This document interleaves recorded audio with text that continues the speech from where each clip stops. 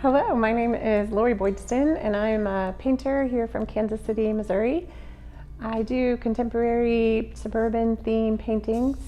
I have a studio in Midtown Kansas City at the Artists Coalition, as well as a home studio north of the river where I'm a native of the Northland in Kansas City.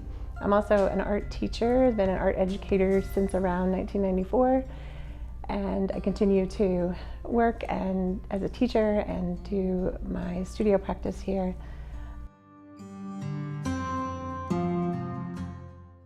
Having grown up in Kansas City, I've seen the art scene in Kansas City change drastically over the last 30 years. That I've been somewhat involved in art in some fashion since my early 20s, even in high school a little bit. And it kind of went from Kansas City being more of a known more as a cow town for its beef and barbecue and jazz to I think now kind of has a notoriety in the Midwest, at least even nationally, for having a great art scene. So it's fun to watch that grown, everything from downtown to the Crossroads, West Bottoms, even now Midtown.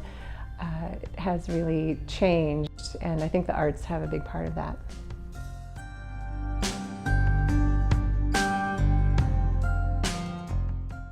I have, weeks, months where I'm very diligent, disciplined, I've been there, I log my time kind of thing, and sometimes that's just in order to kind of get things going, and then sometimes I have other things that's happening in my life, and I may not be in this actual studio as much, but I find my daily practice is journaling and thinking, writing, sketching, all those things about works that I want to do or that I'm thinking about doing.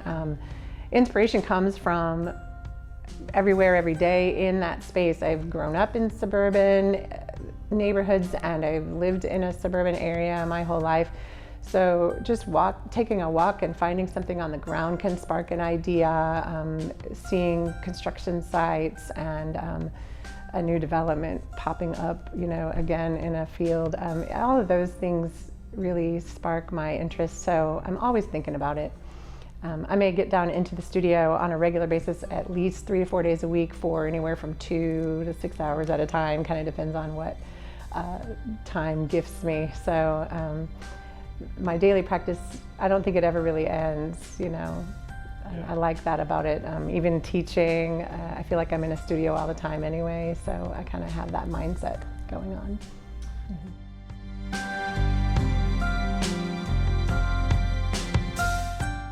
Of course, no, it's always a topic that comes up a lot, in conversation. How did you manage to continue your practice through the pandemic? And as a teacher, of course, it was really nuts. I had to spend a lot more time just transitioning from teaching in a classroom to teaching virtually, and that took lots of time. But I think being home, having a little less access to my Midtown studio forced me to kind of think about, well, I want to do something that kind of gets me thinking about work, but I want to keep it on a small thing so it's a little more portable. I can kind of, work on it there, work on it here, take them back and forth. And that's how that series got started. I said, I'm just going to make a goal that I'm going to do 100 of these things. And, I would work on them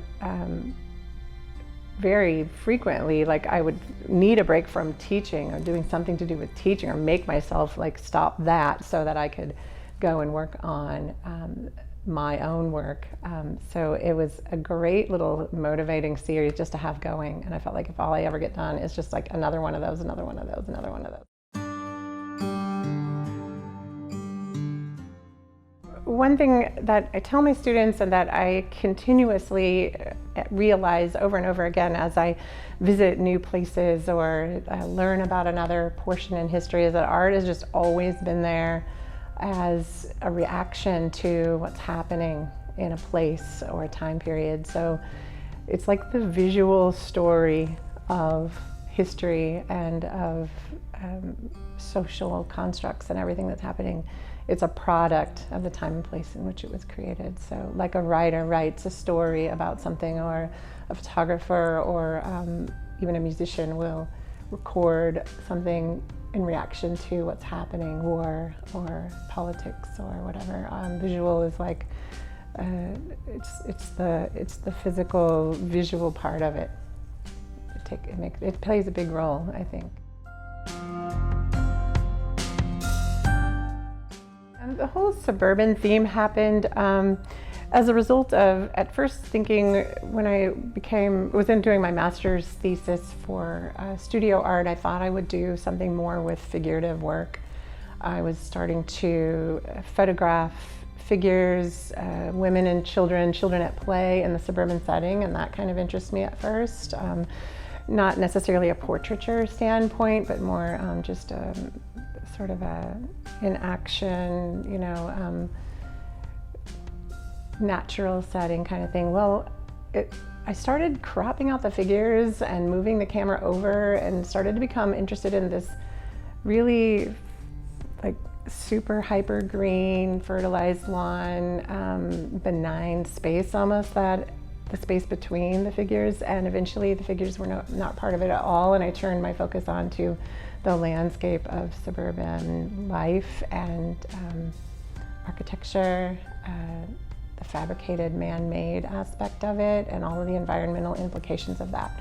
So conceptually it changed for me then to being more about maybe not a narrative and not a documentation as a realistic view of something, but more of like the impact this suburban space and life has on me and on our whole world. So that's kind of a big way to put it, but I love the little zooming in and zooming out ways I can look at it. I can look at it as a scene, that right there is what I need that moment, and sometimes no, I'm zooming right in on a little corner or an angle of something.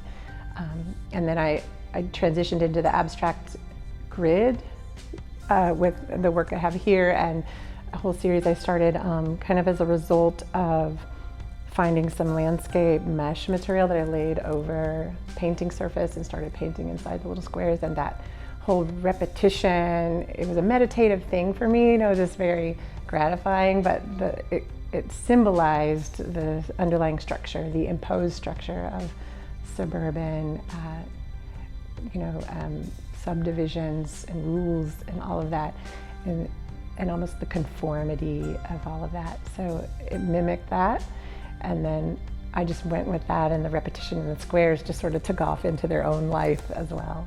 The book cover series that I do, which I also have one here, I work at a school, so there's always discarded books from the libraries and things, and I decided I needed to do something with those, and started painting on the covers. And they sort of tell a story, like every house has a story, and the book relates to that. So the book cover series is all windows and doors, or abstract versions of windows and doors.